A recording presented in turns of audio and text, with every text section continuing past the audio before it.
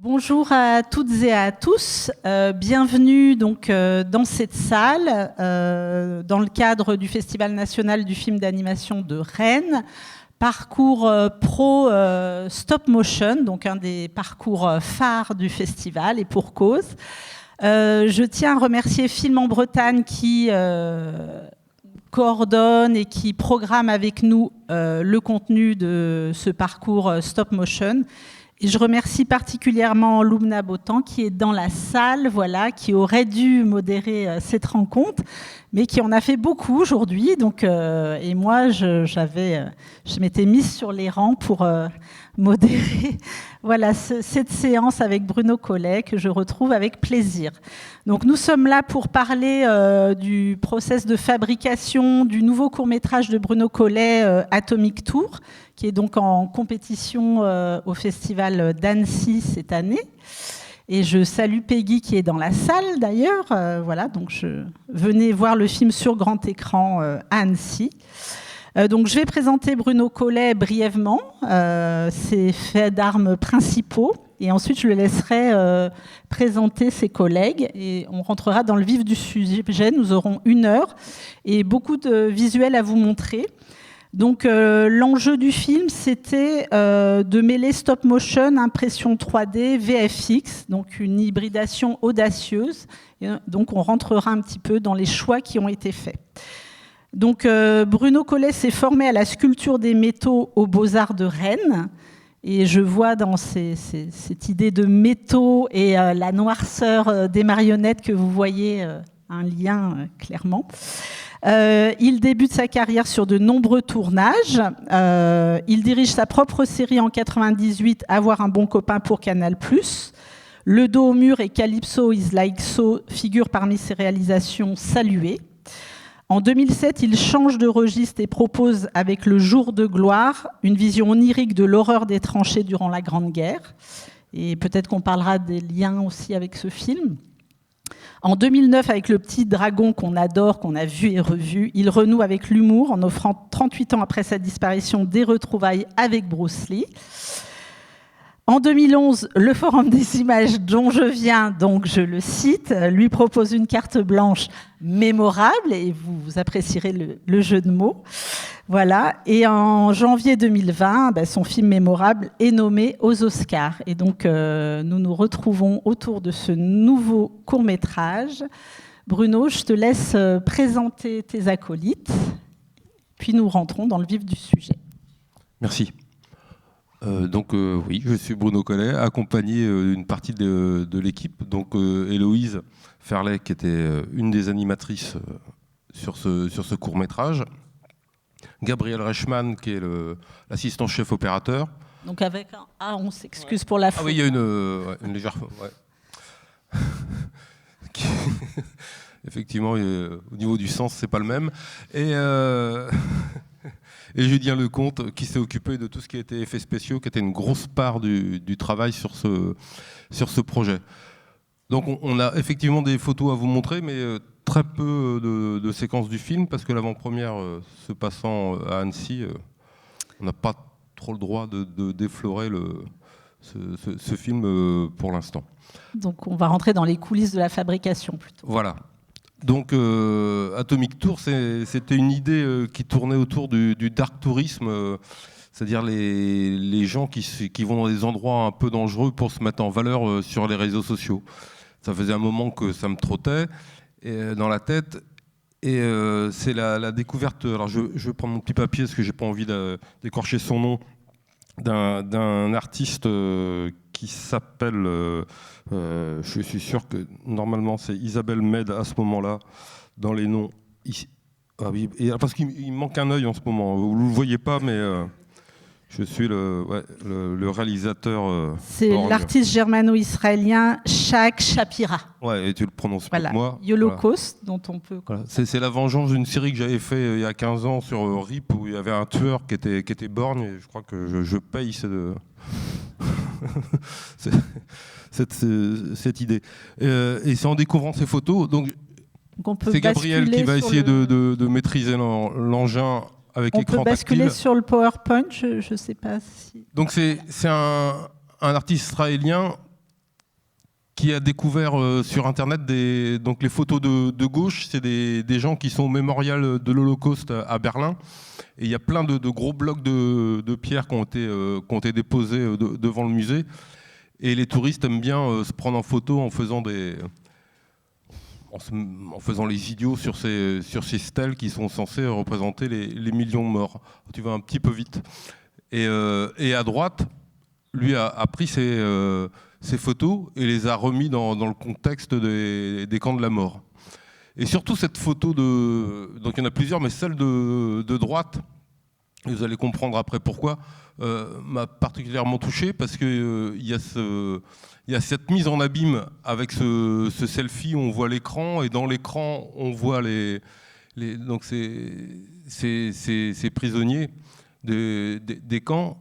Et effectivement, là je me suis dit, il y a un truc à trouver. Donc moi, c'était pas dans les camps, même si on continue à voir dans la visite des camps des élèves ou des touristes qui font un peu les idiots dans ces lieux de mémoire. Moi, j'ai choisi de placer mon histoire à Tchernobyl. Pourquoi Tchernobyl ? Parce que j'avais en plus, il y a un petit plus à Tchernobyl, c'est la radioactivité qui effectivement ne se voit pas mais peut s'entendre grâce à un compteur Geiger qui est un dosimètre qui, plus la radioactivité est présente, plus ce dosimètre crépite. Donc ça peut rajouter sur quelqu'un qui se filme là-bas un peu de dramaturgie. Et moi, je m'en suis pas mal servi dans mon court-métrage. Donc je vous laisse voir les quelques photos. Il y en a 4-5, hein. Mais vous avez compris le détournement qu'il a fait par son travail. Et donc ça a été la base de réflexion sur Atomic. Le projet, il a un peu plus de... on sait qu'il a un peu plus de 4 ans maintenant, avec un problème qui est intervenu, c'est la déclaration, enfin l'occupation, l'arrivée de Poutine et de cette guerre, qui m'a fait douter de l'intérêt du projet, alors que les chars étaient en train de pénétrer à Tchernobyl et autour de la centrale. Je ne voyais pas trop l'intérêt de faire un film sur un youtubeur. Je trouvais ça un petit peu léger quand même comme scénario. Jean-François qui est dans la salle et Mathieu qui sont les deux producteurs du film m'ont dit oui, on peut comprendre ton opinion.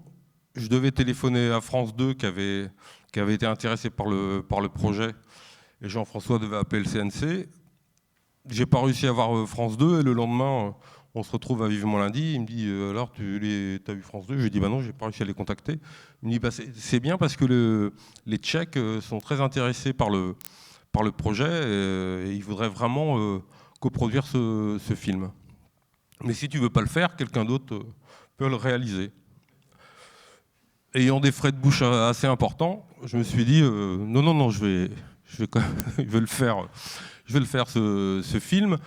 Et très vite, en parlant avec les Tchèques, je me suis rendu compte que ce que eux voyaient dans ce projet, c'était pas du tout la même vision que ce que nous on avait de cette partie d'habitants d'Europe. Enfin, de l'autre côté du mur, eux avaient un souvenir qui n'était pas du tout le même que nous sur l'occupation de l'Empire soviétique.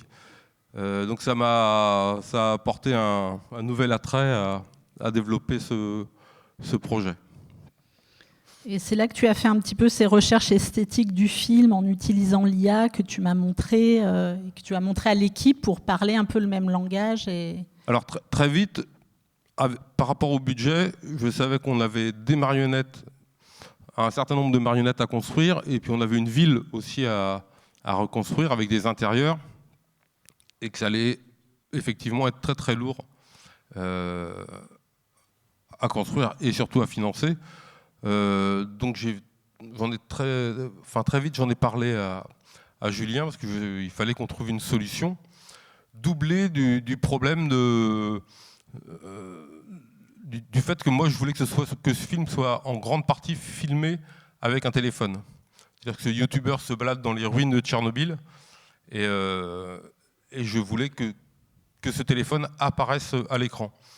Alors moi, bien sûr, j'avais pris mon téléphone dans ce sens. Vu que je fais du cinéma, ça me paraissait évident. Et quand mes enfants, je leur ai parlé du projet un soir à table, ils m'ont dit oh, ça c'est un truc de boomer. Personne filme comme ça, tout le monde filme comme ça. J'ai dit oui, mais ça change le cadre moi, quand même. J'ai un écran à remplir, il faut bien que je trouve quelque chose. Donc j'en ai parlé à mon psy qui est au bout là-bas, et on a trouvé une solution pour remplir. Donc c'est ces images-là qu'on va montrer maintenant. J'ai perdu un peu le fil, moi. On s'était dit qu'on regarderait les recherches esthétiques du film en IA. Ah, ouais, voilà. Et avec ce choix du noir, tu peux nous parler aussi du choix de... Il y a un noir dans cette histoire. Le choix du noir. La couleur noire, tu as quand même fait un film qui est très noir, dans tous les sens du terme. Ouais, il est monochrome, mais on a quand même de la verdure. À un moment donné, ouais. Et je veux dire, tu fais un choix fort en disant le film sera noir sur noir, très noir, et avec des enjeux esthétiques forts. Pour moi, l'image que j'avais de Tchernobyl, c'est du béton. Donc le gris était majoritaire, et il y avait pour moi que la flore la vie effectivement reprend de plus en plus belle dans ces régions. La flore et la faune, parce que les animaux, c'est devenu presque une réserve d'animaux radioactifs, mais une réserve quand même. Donc on a fait l'IA. Oui, je voulais qu'on en parle de l'IA, parce que c'est toujours un problème. Est-ce qu'on doit... C'est un sujet en ce moment, ouais. Oui, c'est sûr.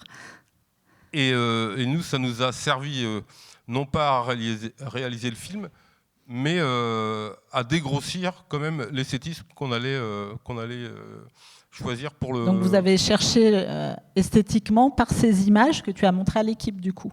Voilà, et ce qui nous a permis d'en parler avec les producteurs et aussi avec les décorateurs. C'est-à-dire que j'avais des scènes d'intérieur dans des classes. Est-ce que ça allait marcher ? Est-ce que le traitement style un peu pâte à modeler allait fonctionner ? Et effectivement, ça nous sortait 4 images toutes les 35 secondes. Donc c'est imbattable, mais il était hors de question qu'on les utilise pour la réalisation du film. Mais pour le développement, ça a été important, et je trouve que c'est un outil. Enfin, on aurait eu tort de pas s'en servir. Donc sur les enjeux de fabrication, donc vous avez pensé à l'impression 3D à quel moment ? Alors moi, j'y ai pas vraiment pensé. C'était clair que vu que c'était une coproduction avec les Tchèques, il y allait avoir la moitié du travail qui allait être fait à Prague. Est-ce que c'était le tournage ? Est-ce que c'était la fabrication des marionnettes ou des décors ? Les marionnettes, j'ai préféré garder ça à Rennes. Le tournage, même si Prague est une très jolie ville, je ne me voyais pas passer 3 mois et demi là-bas. Donc on a laissé tout ce qui était le travail du son et de la musique et la fabrication des décors. Et très vite, ils ont commencé à me demander des plans de plus en plus précis de ce que je voulais comme décor. Et d'habitude, je fournis quelques photos, on en discute et ça suffit. Mais là ils demandaient vraiment des trucs très, très précis. Et là, j'ai découvert qu'ils allaient utiliser l'impression 3D pour 80% des décors. Et je pense que c'était un bon choix parce que, comme vous pouvez le voir, on avait des intérieurs de classe à fabriquer, et que ce soit des livres, des chaises ou des bureaux, c'était quand même un gain de temps assez appréciable. Ça, c'est un hélicoptère qu'on va retrouver. C'était très intéressant pour les séries à fabriquer et aussi pour les changements d'échelle. C'est-à-dire qu'on a des éléments, une fois que le fichier était calé, on peut imprimer au double ou triple les mêmes éléments. Alors, sur sur cette impression qui est faite avec une buse, vous savez, qui dépose un fil de plastique chaud, j'ai toujours eu le problème de la trame, mais on en parlait par rapport au jour de gloire.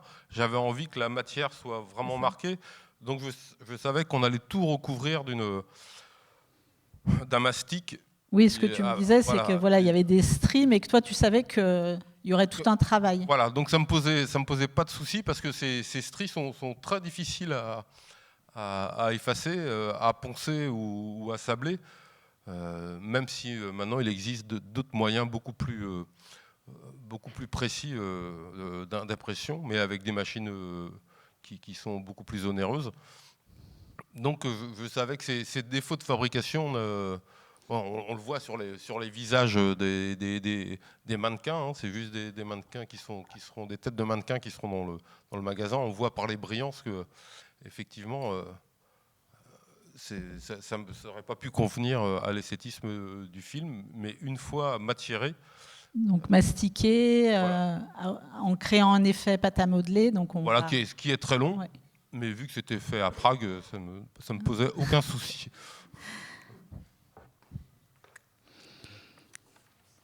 Donc sur les méthodes de travail, du coup, les marionnettes donc, ont été fabriquées ici.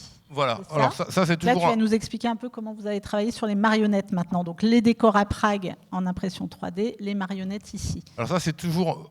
Ça avait été la même chose pour Mémorable, c'est-à-dire 3 à 4 mois avant. Là je suis encore tout seul. Je sculpte les personnages en plastiline. Et une fois que je suis content de l'esthétisme, je les passe aux ateliers où là tu vas hyper vite. Ça va vite, aux ateliers. Ouais, j'ai cru que c'était mon œil qui avait bugué. Oui, une fois que je suis content du modelage, ça part en atelier. Là, ils vont faire le moule, ils vont fabriquer la structure de la marionnette qui sera placée après dans le moule, et ils vont couler. Ceux-ci sont en mousse de latex, donc ils coulent la mousse et ce sera étuvé. Et on me redonne la marionnette finie, et après je m'amuse à les peindre, même si là on voit là, oui, on peut s'arrêter 2 secondes là-dessus, même si sur ces marionnettes il y a très peu de peinture parce qu'ils sont monochromes. Mais sur Mémorable, il y avait effectivement beaucoup de peinture à faire. Ça, c'est assez agréable de peindre cette matière qu'on a déjà sculptée préalablement. On a utilisé le même système de visage. Vous devez le savoir, on a plusieurs façons de faire bouger un visage, soit avec des phases, donc des masques qu'on va, par substitution, qu'on va remplacer à chaque mouvement de visage ou d'ellipse. Moi, j'ai choisi pour la deuxième fois d'animer grâce à une structure interne du squelette, de faire bouger la peau du visage. C'est-à-dire qu'on n'a qu'un seul visage, et c'est les animateurs, en l'occurrence plutôt des animatrices sur ce film, qui se sont bien battu avec la marionnette pour essayer de lui donner les vies. Voilà. Donc là c'est un des liquidateurs qui sort fraîchement de son étuve. Ouais, voilà, une naissance douloureuse. Ça, on est encore là sur le profil en plastiline.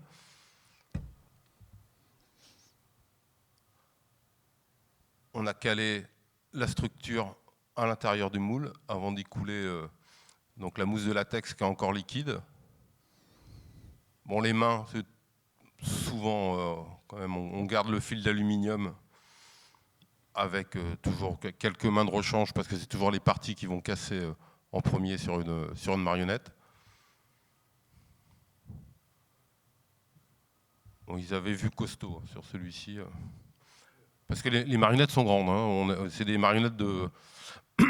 Celle-ci fait 43 cm.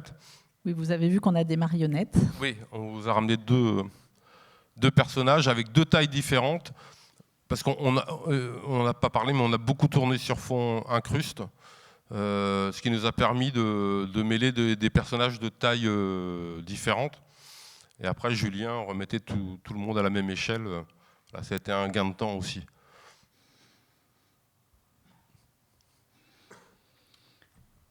Donc, sur la méthode de travail, est-ce que tu peux nous parler un petit peu, notamment ton rapport à l'animatique, qu'on dit non verrouillé chez toi? Il paraît que ton équipe a des choses à dire là-dessus. J'aimerais bien les entendre parler, moi, voilà. de l'animatique. On m'a dit qu'il fallait faire parler l'équipe sur les animatiques. N'est-ce pas, Loubna? Je peux juste dire, les 2-3 premiers films, je faisais pas d'animatique. Et puis on a fait une série pour Turner Classic Movie aux États-Unis qui s'appelle RIP, Repose en paix, qui est visible sur YouTube en grande partie. Et on a dû jeter 15 à 20% de l'anime. C'est-à-dire que j'avais des rushs, quoi. Je montais avec des... Ce qu'on évite en animation en général. Normalement. Et là, on m'a dit que c'était plus possible de continuer comme ça, et que ce serait bien qu'il y ait quand même une animatique. Donc j'en fais. Mais voilà, il semblerait qu'il faille comprendre le langage de Bruno et que ce sont des animatiques c'est mon tour. Non verrouillées. Alors Oui. qu'est-ce que ça veut dire, des animatiques non verrouillées? Oui, c'est un joli terme. Je sais pas si j'aurais pensé non verrouillé, mais c'est pas mal parce que disons que ça veut dire que ça va évoluer tout au cours du tournage. Mais ça peut sembler bloquant pour un projet qui serait tout décidé. Mais moi, j'ai l'impression, enfin, en tout cas, c'est une manière de travailler que j'aime bien et que j'aimerais pouvoir faire à d'autres endroits. Et donc, Bruno, tu as de la chance de pouvoir faire des animatiques non verrouillées. Et du coup, les producteurs sont dans la salle, on va expliquer maintenant pour le prochain. Mais en gros, ça veut dire que son animatique, elle est légère. Il n'y a pas beaucoup de détails. Et ça veut dire que Ça laisse lorsqu'on une la liberté, reçoit, ça vous laisse une liberté. par exemple, en tant qu'animatrice, oui. Ouais. Après, du coup, c'est vrai qu'il faut comprendre le langage de Oh, bah, Bruno. t'en dis. Au moment où il va nous indiquer les consignes sur le plan qu'on doit faire. Moi, en tant qu'animatrice, j'arrive juste... Bon, peut-être tout le monde sait, mais on arrive, on a un plan à faire, c'est quelques secondes et on va y passer la journée. Et du coup, il faut bien avoir compris ce que Bruno demande, parce que si on a mal compris, on va y passer la journée et ça va être raté, ça va devoir être mis à la poubelle, ou alors on ne pourra pas le mettre à la poubelle, mais auquel cas, il se retrouvera avec quelque chose qui ne lui convient pas dans son film, et ce n'est pas le but. Du coup, moi, je prenais très à cœur le moment du début, le brief, où Bruno... mime, essaye d'expliquer et c'est pas toujours facile d'expliquer un mouvement, d'expliquer une intention, une émotion, surtout que du coup avec la marionnette qu'on avait, il y avait beaucoup de possibilités de mouvements de visage, mais quand même pas tout. Du coup, il fallait aussi traduire. Par exemple, il ne pouvait pas vraiment sourire, ce personnage. Et il ne pouvait pas non plus faire la gueule. Du coup, avec quels autres éléments du corps ou avec quels autres éléments du visage on va traduire ça? Et moi, ce que j'ai fait, je sortais tout juste d'une formation que j'ai faite en juillet avec Julia Péguet, qui est une animatrice très reconnue, et qui m'avait encouragée à utiliser les vidéos-références. Donc c'est là qu'on voit... C'est là qu'on voit mes vidéos-références. C'est là qu'on passe à Héloïse. Donc là, on change un petit peu l'ordre. Désolée, mais vous m'avez donné le micro. Donc là, Bon, du coup, je dis, j'ai l'animatique. Bruno me dit, regarde, là, le plan 18 que tu vas faire, il se trouve entre le 17 et le 19. Le personnage, il fait ça. Le plan d'avant, il est tourné, mais le plan d'après, il n'est pas tourné. Voilà à quoi ça doit ressembler. Et, je sais pas, il n'est pas content parce que son bus est parti. Et du coup, il faut que je comprenne, c'est quoi exactement le pas content? C'est le pas content de putain, c'est le drame ou oh, fais chier, je vais aller me prendre un verre au bistrot. C'est tout un panel de c'est quoi exactement ce qu'il ressent ce personnage. Et moi, je lui proposais des petites vidéos références où je me filme, je fais un petit montage et je lui montre. Et là, d'un coup, on passe d'une animation. Merde! Vas-y. c'est très parlant. Hein. Putain de merde! Putain! Bon, vous avez vu, il y a plusieurs cuts dans ma LAV, on dit live action vidéo, dans ma vidéo référence, mais LAV c'est plus court. Du coup, je me suis filmée, je sais pas, 3 fois comme ça dans le studio juste avant de tourner. J'ai pris mes petits bouts préférés, je les ai assemblés et j'ai dit Bruno, t'aimes bien? Et il me dit ah oui, mais pas là. Du coup, je change juste le mini bout du début sur le premier putain de merde. Et après, je partais avec mon ma petite ref. Et voilà, on peut montrer le résultat. Ouais. Ouais. On apprécie quand même Merde le jeu de comédie. Merde! Putain de merde! Putain!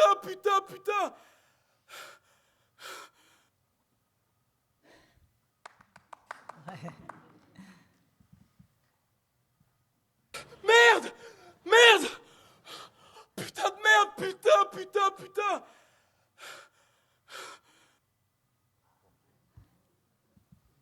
Donc, deuxième exemple, parce que c'est quand même du plaisir. Hein. Du coup, c'est la vraie voix du Non mais film. tu t'attends à un truc vintage et en fait non, c'est juste tout pourri quoi. Ouais bon, allez, y a rien à sauver par ici, on va... Oh, c'est quoi ça?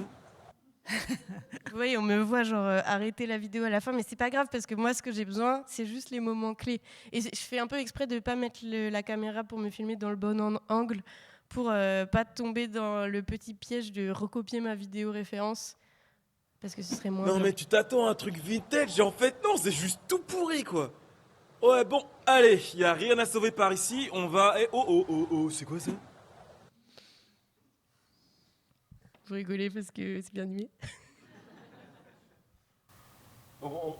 Tu peux parler, effectivement, tout ne bouge pas. Par exemple, le bras ne bouge pas parce qu'il est en selfie, donc au final, Ah oui. on va utiliser Oui. que le haut du buste et son visage. Donc on va couper la marionnette, donc il n'y a aucun intérêt à faire bouger le bas du personnage. Mais tu sais quoi, moi, en le regardant, j'ai même pas remarqué que j'avais pas animé les bras parce qu'en fait, on regarde le visage. Vous aviez vu, vous? Bah, les bras, du coup, ils sont mal animés. Je peux rebondir peut-être? Oui. On va passer quelques photos donc des plateaux de tournage. Bruno. Donc on voit les échelles du coup. Alors, oui, il y a un nombre. Non, ouais. Mais regarde, je vais prendre un autre comme ça. Ouais, mais je parle beaucoup, moi. ton film. Ouais, vous allez voir les nombreuses échelles de décors et de personnages. Ça, c'est Billy Tis, l'autre animatrice.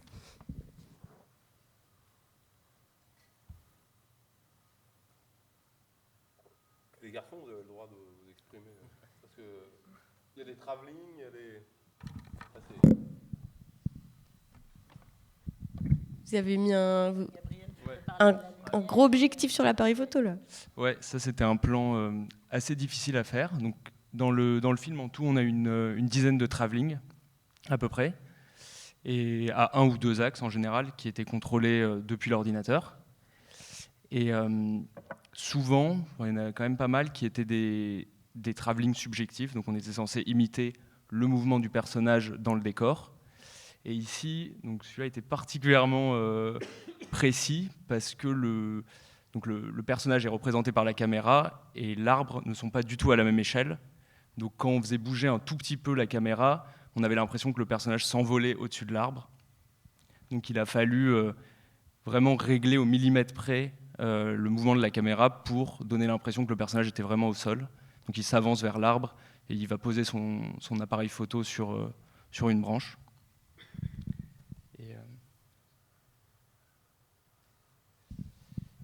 Ici, avec l'arbre, c'est un des seuls décors entiers qu'on a eu. Sinon, on a tourné quasiment tout sur fond bleu. Donc c'est la salle de classe.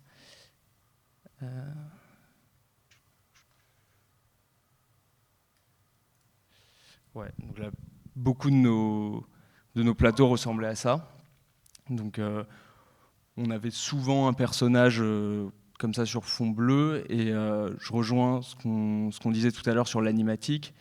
Donc c'était aussi, le fait de ne pas avoir de décor permettait souvent d'aller chercher des cadres plus larges, donc, et de laisser plus de liberté au niveau de l'animation pour décider de... Bon, là en l'occurrence, ce qu'on a vu, le bras bougeait pas, mais parfois il y avait des parties du corps qui n'étaient pas prévues dans l'animatique et qui pouvaient bouger quand même, et donc ensuite ça permet en post-production d'aller chercher d'autres apports de cadre, et voilà. Le fond bleu avait quand même aussi une utilité par rapport aux liquidateurs. Donc ces ouvriers qui ont dégagé tous les gravats radioactifs sur la centrale de Tchernobyl, c'est qu'on n'avait qu'une marionnette et on a pu la dupliquer pour cette séquence. On l'a tournée 4 fois avec 4 fois la même marionnette. Et voilà, on arrivait à faire une petite équipe avec un seul personnage. Ouais, c'est quelque chose qu'on a fait pas mal de fois, ça, de tourner, de diviser l'image en 2 ou 3 parties.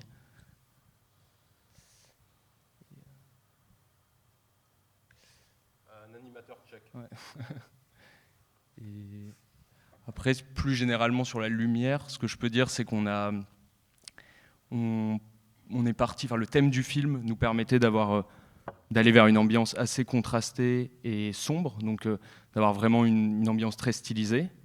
Et ça va aussi avec l'utilisation du noir et blanc. Donc, je pense qu'avec le noir et blanc, un des risques, c'était d'avoir une image très grise. Et en faisant un choix d'une lumière contrastée, d'avoir des ombres très marquées, des lumières vives, ça permet aussi de recréer du volume et de recréer le relief sur les décors et de donner de la vie dans tous ces décors. Et ça rejoint l'ambiance du film. Alors j'ai dit noir, mais évidemment c'est des nuances de gris, hein. Excusez-moi. C'est ça. Il y avait des personnages qui avaient toutes les nuances de gris n'étaient pas égales, mais c'est aussi beaucoup une question de lumière, de laisser dans l'ombre des parties entières du décor, d'en éclairer d'autres, et voilà, et d'avoir cet aspect un peu boueux pendant tout le film. Du coup, on va parler du tournage intégralement sur fond vert et peut-être faire intervenir Julien, donc, qui était dans les locaux de Vivement Lundi assez en amont et du coup qui est intervenu très en amont des choix qui ont été faits sur le film.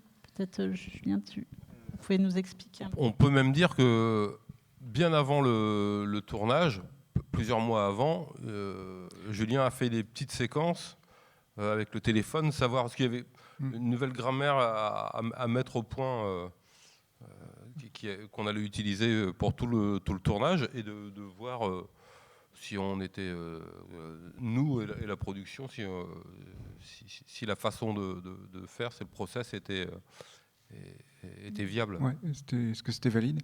Je reviens juste sur les images d'IA. J'ai essayé de faire dans la chronologie. En fait, c'était intéressant parce que Bruno, sur ce projet-là, avait le storyboard quand il a commencé, mais quasiment rien en recherche, même rien si je ne me trompe pas, en recherche visuelle. Comme c'est de la stop-mo, ça demande forcément à fabriquer, prendre en photo, ça peut être assez compliqué. Et du coup, l'IA en fait a permis de se mettre d'accord, enfin en tout cas pour la première fois de voir un peu à quoi pourrait ressembler le film, parce que jusque-là on avait besoin de se projeter quand même sur des dessins en noir et blanc assez un peu vides, enfin pas vides mais pas verrouillés, voilà c'est ça. Exactement. Et du coup, ce travail avec l'IA qui n'était pas du tout prévu, en fait, c'est un peu un concours de circonstances. Et à la base, c'était juste un test comme ça. Et en fait, ça s'est révélé. On s'est tous dit, ah ouais, c'est hyper intéressant. En fait, on voit des choses apparaître. Enfin, voilà, c'est pas des images du film. C'est pas. Il y a plein de choses qui sont complètement aberrantes dans les images. Et elles ont déjà plus d'1 an. Mais on commence à voir se dégager une ambiance, des textures, des choses, et tout de suite, ça permet de se projeter beaucoup plus dans ce que pourra être le film. Donc, je pense que ça a été une grande, peut-être pas d'une grande aide, mais ça a été un petit accélérateur pour la suite. Et comme disait Bruno, moi, je suis intervenu en fait assez en amont, dès que le storyboard a été non verrouillé, pour se poser la question de savoir comment on allait faire dans le budget du film qui était assez ric-rac. Il fallait faire des économies partout en ayant l'impression de faire budget un blockbuster. contraint, choix de VFX fort. Ouais. C'était ça Qu'est-ce l'idée. qu'on pouvait qu'est-ce qu'on pouvait gérer en post-prod, au compo, ou qu'est-ce qu'il fallait garder absolument en fabrication et en tournage stop-mo, quoi. Et du coup, moi je suis intervenu un an, pas loin d'un an avant, en février de l'année dernière, où effectivement j'ai commencé à faire des petits tests. Alors je vais dire très vite, non, c'est pas vrai, je les ai pas fait très vite, parce que j'ai commencé à fabriquer les décors avant même que il y a le moindre élément fabriqué en réel. Moi, j'ai commencé à fabriquer des décors sur Photoshop. Il y avait une petite marionnette qui avait été fabriquée en plastiline en référence. Donc, en la prenant en photo avec nos téléphones, ce genre de choses. Et en combinant tout ça sur After Effects, on a commencé à avoir des plans apparaître. Alors c'était entre la prévisualisation c'était pas le plan final parce que en fait il manquait quand même l'animation de la marionnette.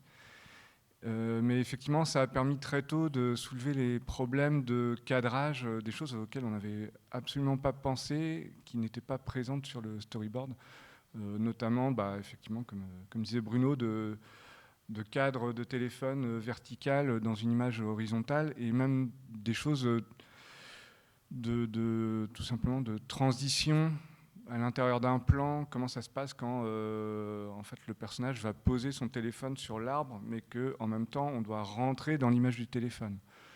Des trucs complètement prise de tête pour le cerveau. Et ce travail a permis de pouvoir comprendre un peu comment il fallait réfléchir pour la suite au moment du tournage. Voilà. Je crois que vous avez des images. De cette partie-là, je suis pas sûr. Après, il y a des calques, je crois, pour compositer l'image, et il y a un extrait de changement de lumière. Ça doit être ça. On a amené des choses.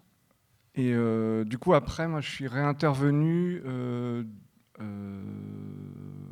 à la fin du tournage, un peu en parallèle du tournage. Pour commencer, le compositing, comme disaient Bruno et Héloïse, tout a été tourné sur fond bleu. Enfin, une grande partie du film a été tournée sur fond bleu pour pouvoir être recomposité à volonté en post-production, pour des choix économiques. Et aussi, je pense, parce que la manière de fonctionner de Bruno fait que tout est relativement flottant, pas flottant, non verrouillé.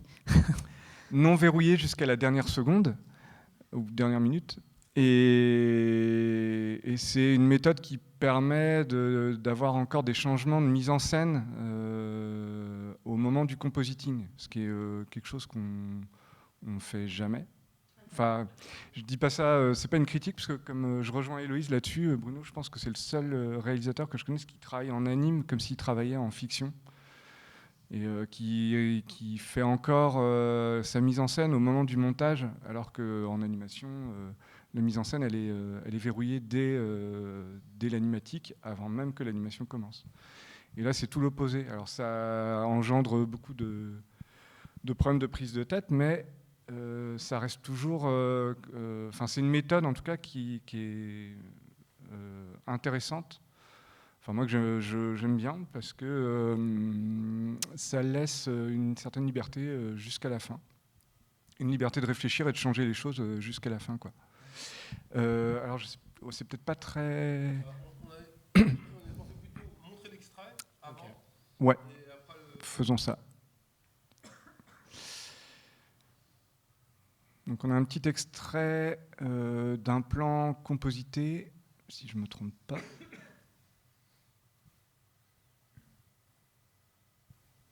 Non, faut peut-être passer par VLC. Ouais.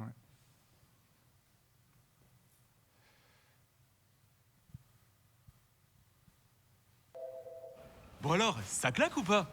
Je vous laisse réagir en commentaire, hein. Bon, mes petits trouillards, soyons sérieux. Là, je suis sans protection, hein, juste pour vous. J'espère que je prends pas trop de risques à visiter ce lieu de ouf, hein, vraiment. Heureusement, j'ai mon pote Gégère qui est prêt à crier à la moindre radiation. En vrai, écoutez. Oh, ce bruit! Sans déconner, il n'y a pas que la radioactivité qui craint ici. Regardez l'état des bâtiments! Regardez, ils sont tellement pourris qu'on a vite fait traverser le plancher. Mais vous inquiétez pas, mes petits trouillards, ça va pas m'empêcher de vous faire visiter, hein. Oh. Non mais regardez-moi cet arbre. Donc vous voyez les contraintes qu'il y a à l'image, Ouais. entre l'écran, le cadre dans le cadre, les parties selfie. Je ne sais pas si on les voit, les contraintes. Bah, vous vous êtes mis la barre haut en tous les cas, oui. Ouais, moi j'espère qu'on les voit pas. Après, je vois que les défauts. Mais ce plan-là est assez intéressant. Oui, par contre, voilà, on a les couches, Là, oui, vous avez amené des calques. qui permettent un peu de comprendre. Et en fait, ce plan-là est particulièrement intéressant parce qu'il est très long. C'est un plan séquence qui est divisé en plus dans sa fabrication en plusieurs étapes. Donc il y a l'anime du perso, le perso qui a été animé seul sur fond bleu. Donc là on le voit détouré déjà, prêt à être intégré dans des décors. Il y a la main qui est encore une main une main supplémentaire qui n'a pas la même échelle que le perso, qui sert juste pour les gros plans sur le téléphone. Là-dedans, on doit rajouter du coup l'écran avec l'animation.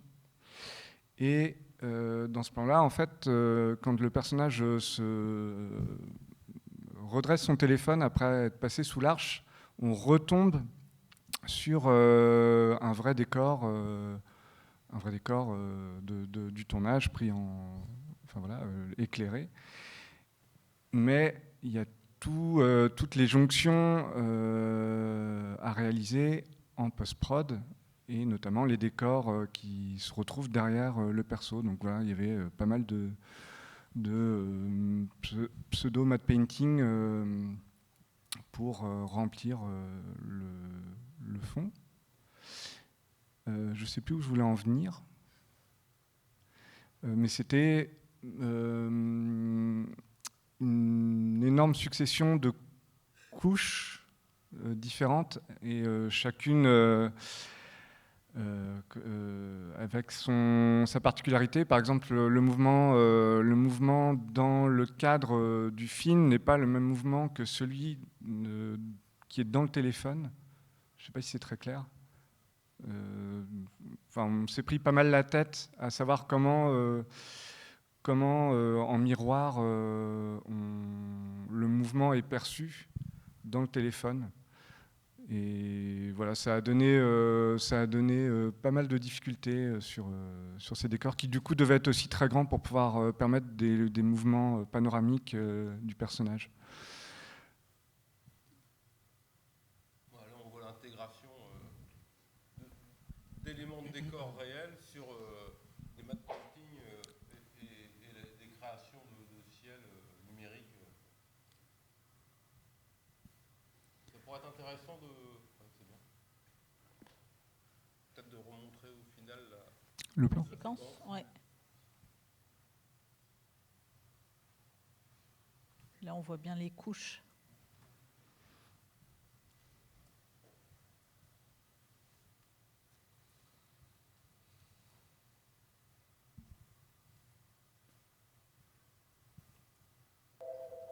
Bon alors, ça claque ou pas? Je vous laisse réagir en commentaire, hein. Bon, mes petits trouillards, soyons sérieux. Là, je suis sans protection, hein, juste pour vous. J'espère que je prends pas trop de risques à visiter ce lieu de ouf, hein, vraiment. Heureusement, j'ai mon pote Gégère qui est prêt à crier à la moindre radiation. En vrai, écoutez. Oh, ce bruit! Sans déconner, il n'y a pas que la radioactivité qui craint ici. Regardez l'état des bâtiments! Regardez, ils sont tellement pourris qu'on a vite fait traverser le plancher. Mais vous inquiétez pas, mes petits trouillards, ça va pas m'empêcher de vous faire visiter, hein. Oh. Non mais regardez-moi cet arbre.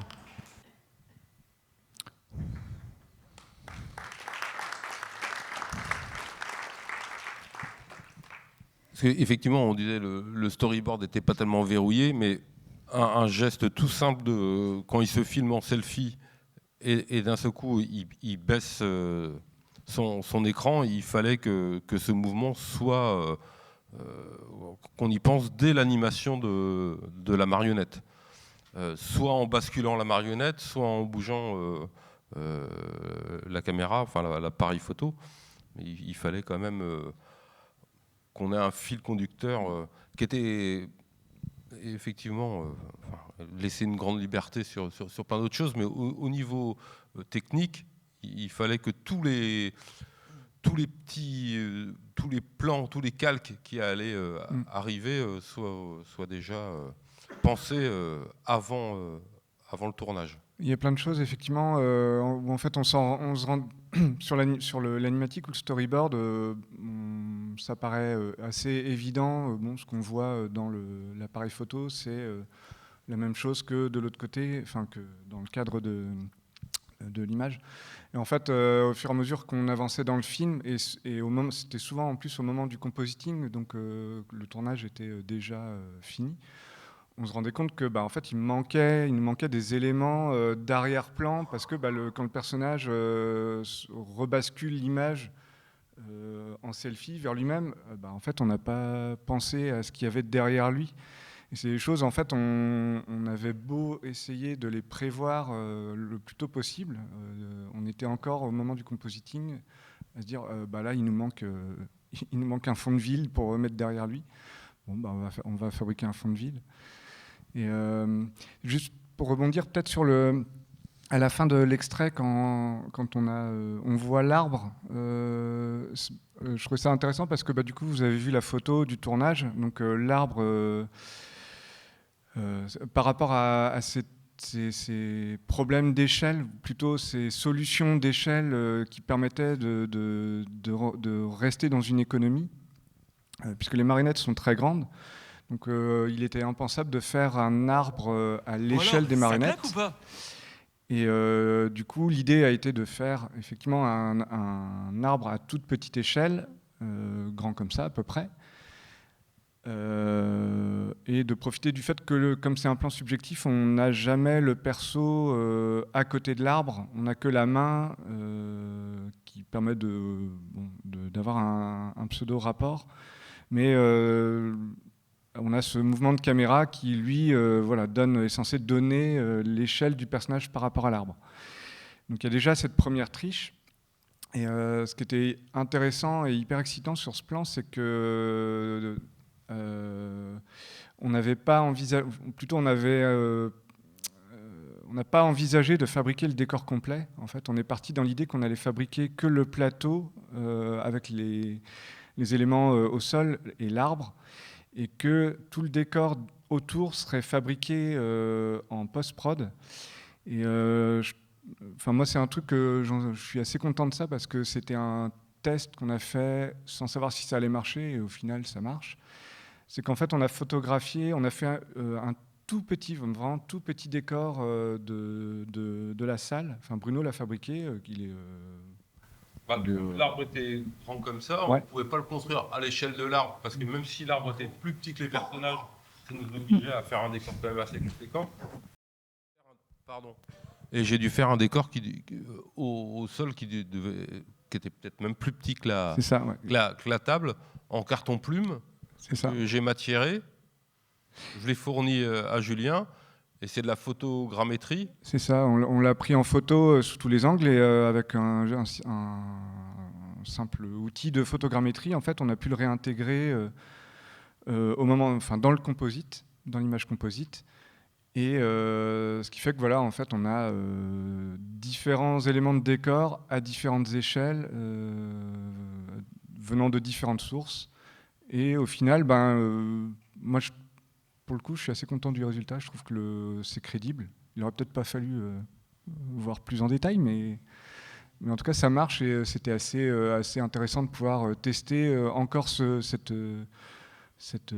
technique qu'on n'avait pas eu l'occasion de tester jusque-là. Et ce qui est bluffant, c'est que effectivement, c'est censé représenter la marche du personnage. Donc on a le sol et l'arbre qui bougent selon les pas du personnage. On a aussi le décor en arrière-plan qui bouge, et s'il tourne un peu son téléphone, il y avait cette rotation sur le décor. Donc effectivement, c'est très fluide et ça a bien fonctionné. Et c'est vrai que le projet était intéressant pour tout. En fait, tout a été un crash test d'une certaine manière. On a testé plein de choses. On n'était pas sûr que ça marche quand on a commencé le projet. Enfin voilà, je trouve que c'était plus excitant. Pour moi aussi, la raison d'être surtout à mon âge, de la réalisation de courts-métrages, c'est de tester des choses, quoi.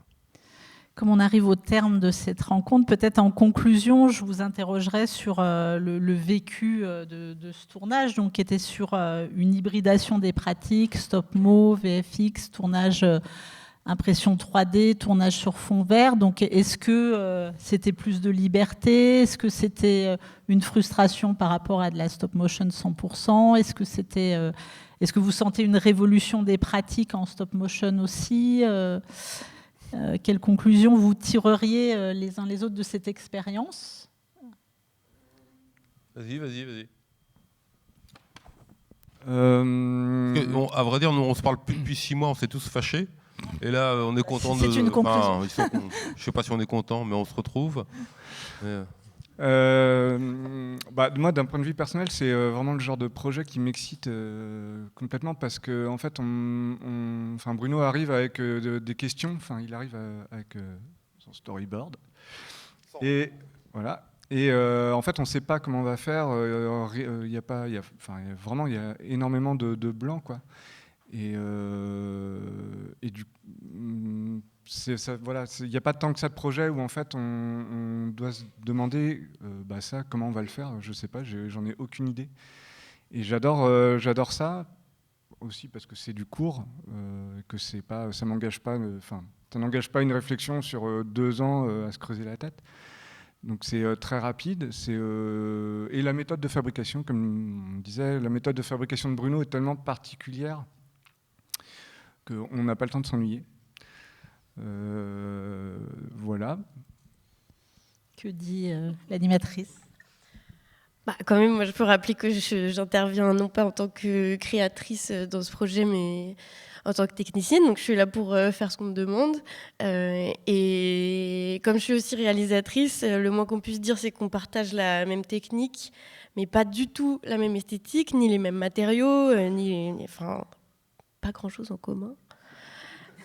Et du coup, moi, quand j'arrive ici en tant que technicienne, je suis plutôt dans la joie de ne pas avoir les inconvénients de ma pratique à moi. Donc, par exemple, pas les inconvénients de m'appuyer sur le décor et qu'il y ait toute la laine et tous les petites choses séchées qui tombent et qui s'envolent. Alors là, moi, j'ai trouvé ça plutôt agréable, en fait, d'arriver avec rien de commun dans ma pratique d'auteur.